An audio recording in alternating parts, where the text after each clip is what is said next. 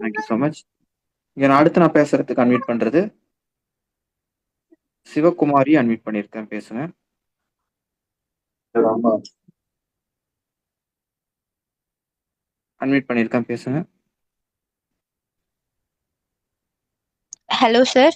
Hi friends and leaders. என் பேர் சிவகுமாரி. என்னோட upline star director Sriram sir. என்னோட 8% ஃபாஸ்ட் அச்சீவிங் பத்தி சொல்றேன்.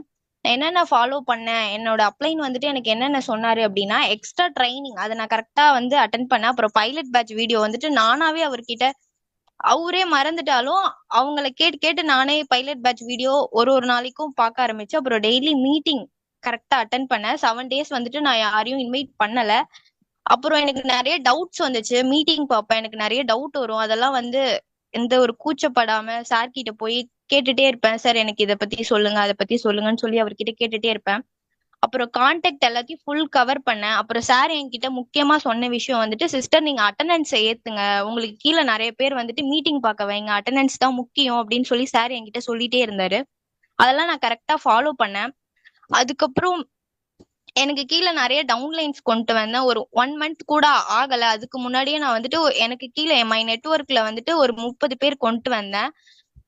அப்புறம் டபுள் பிவி ஆஃபர் பண்ணேன். அப்புறம் பிரான்ஸ்க்காக வந்துட்டு இப்போ நான் எஃபோர்ட் போட்டுட்டு இருக்கேன். இந்த மந்த் வந்துட்டு பிரான்ஸ் அச்சீவ் பண்ணணும் அப்படிங்கிறதுக்காக என்னோட டவுன்லைன்ஸையும் நான் ரெடி பண்ணி வச்சிருக்கேன் சார். தேங்க்யூ.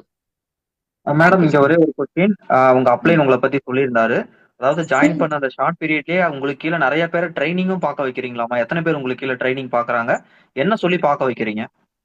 எனக்கு கீழே வந்துட்டு ஒரு 16 பேர் வந்துட்டு பார்க்க வச்சிட்டு இருக்கேன் சார்.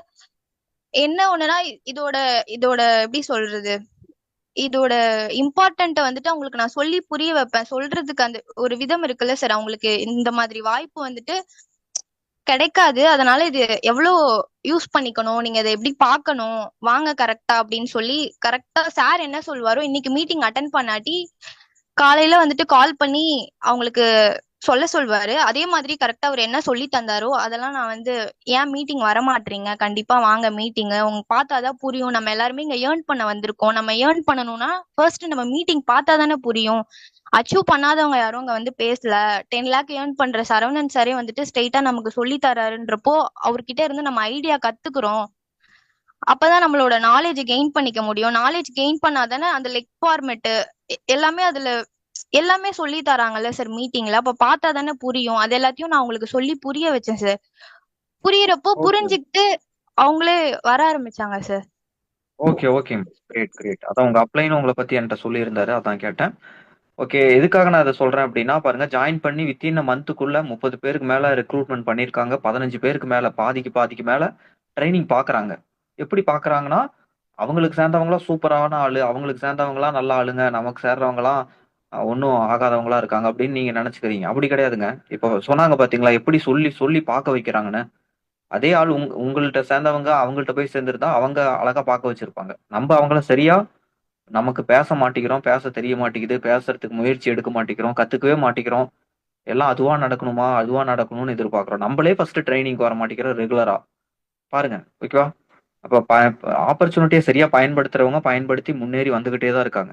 இந்த பிசினஸ்ல 6 மாசமா இருக்கிறவங்க கூட 15 பேர் அட்டண்டன்ஸ் இல்லாதவங்க எத்தனையோ பேர் இருக்காங்க. ஆனா ஜாயின் பண்ணி வித்தின் மந்த்துக்குள்ள வந்து 15 பேருக்கு மேல அட்டண்டன்ஸ் வச்சிருக்காங்க. ஒரு உண்மையாலுமே வந்து ஒரு பெரிய விஷயம். இதே மாதிரி நல்லா பண்ணுங்க.